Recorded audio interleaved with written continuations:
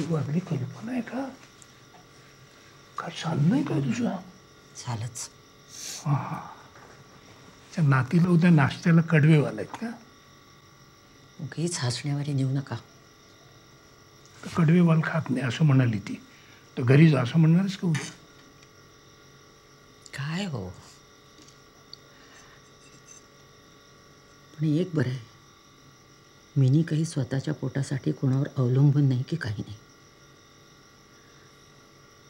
पण तरी यांचं नेमकं कुठं बिनसतंय हेच समजत नाही. फार काळजी वाटते हो.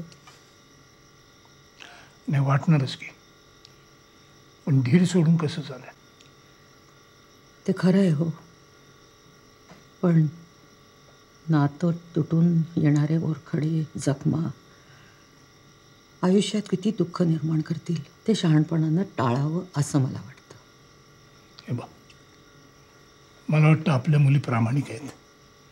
त्यांना न्याय अन्यायाची चाड आहे, माणुसकीचं भान आहे. आणखीन काय हवं? आणि कुणाचं आयुष्य नाकासमोर सरळ रेग मारल्यासारखं जातं का? हां, त्यांना फेस करू द्या त्यांचं आयुष्य. खरं आपण विश्वास ठेवूया, त्यांना योग्य मार्ग सापडेल. पण हे बघा, आपण एक पथ्य पाळायचं, कोण बरोबर आणि कोण चूक ही गणितं सोडत बसायचं नाही. हां, कुणी कोणाला कन्फ्रंट करायचं नाही.